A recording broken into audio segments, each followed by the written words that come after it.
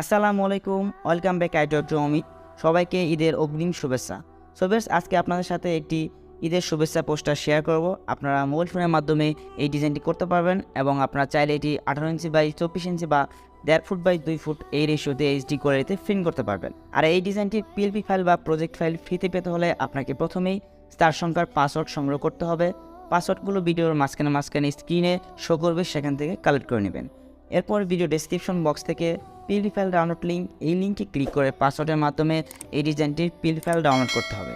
এরপর পিক্সেলab মোবাইল অ্যাপসের ভিতরে এই পিএলপি ফাইলটা ওপেন করে আপনার নাম, ছবি, অন্যান্য তথ্য পরিবর্তন করে মাত্র 2 মিনিটে এরকম সুন্দর এবং অ্যাট্রাকটিভ একটি ঈদের শুভেচ্ছা পোস্টার ডিজাইন করতে পারবেন। সো ভিউয়ার্স, চলুন দেখে নেওয়া যাক কীভাবে আমরা ডিজাইনটি এডিট করব।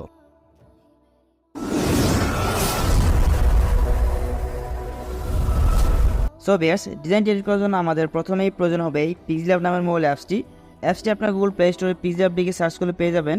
এছাড়া ভিডিও ডেসক্রিপশন বক্সে লিঙ্ক দেওয়া থাকবে, সেখান থেকে ডাউনলোড করতে পারবেন। সো অ্যাপসটির ভিতরে আসার পর আমরা প্রথমে উপর থেকে 3 ডট এই অপশনে একটি ক্লিক করব। সো এরপর নিচ থেকে ওপেন ডট পিএলপি ফাইল এখানে একটি ক্লিক করব। সো এরপর উপর থেকে ডট পিএলপি এখানে একটি ক্লিক করে দেব।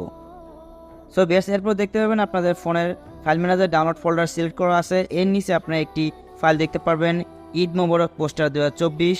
জাস্ট আপনারা এই ফাইলটির উপর একটি ক্লিক করবেন, এরপর নিচ থেকে ওপেন অ্যান্ড অ্যাড এই অপশনে একটি ক্লিক করে দিবেন।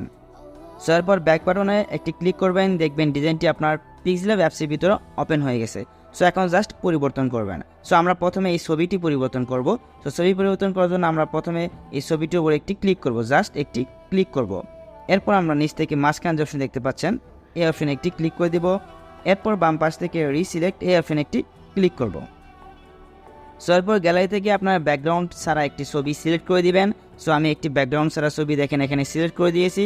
সো আপনারা কীভাবে ব্যাকগ্রাউন্ড রিমুভ করবেন, জাস্ট আপনার গুগলে নিয়ে bizremote.com লিখবেন, লিখিয়ে ছবি আপলোড করে ব্যাকগ্রাউন্ড রিমুভ করতে পারবেন। সো জাস্ট এখান থেকে টিক মার্কে একটি ক্লিক করে দিবেন। সো দেখবেন ছবিটা এখানে চলে আসছে। এরপর ডান পাশের এই কর্নার ধরে ছবিটি আপনারা ছোটো বড় করে এখানে সুন্দর করে বসিয়ে দিবেন।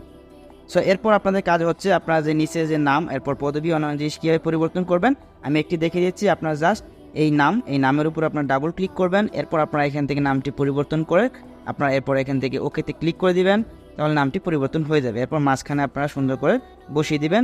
সেভাবে আপনার পদবি ডাবল ক্লিক করবেন, এরপর এখান থেকে পরিবর্তন করবেন। সো আপনারা যদি কোনো লাইন এখান থেকে ডিলিট করতে চান তাহলে এই লাইনটি সিলেক্ট করে বাম পাশ থেকে উপরে এই ডিলিট অপশনে ক্লিক করলে লাইনটি ডিলিট হয়ে যাবে। সো বেশ, আশা করি আপনারা বুঝতে পেরেছেন। সো এখন আপনার ডিজাইনটি কীভাবে সেভ করবেন, সেভ করার জন্য আপনারা উপর থেকে এই সেভ আইকন এই অপশনে একটি ক্লিক করবেন। এরপর এখান থেকে সেভ অ্যাজ ইমেজ এই লেখাটির উপরে একটি ক্লিক করে দিবেন।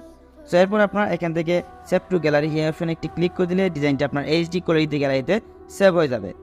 সো বেশ, আশা করি আপনারা বুঝতে পেরেছেন কীভাবে ডিজাইনটি এডিট করবেন। এরপর ডিজাইনটি এডিট করতে অথবা পিএলপি ফাইল ডাউনলোড করতে কোনো সমস্যা হলে অবশ্যই কমেন্ট বক্সে জানাবেন।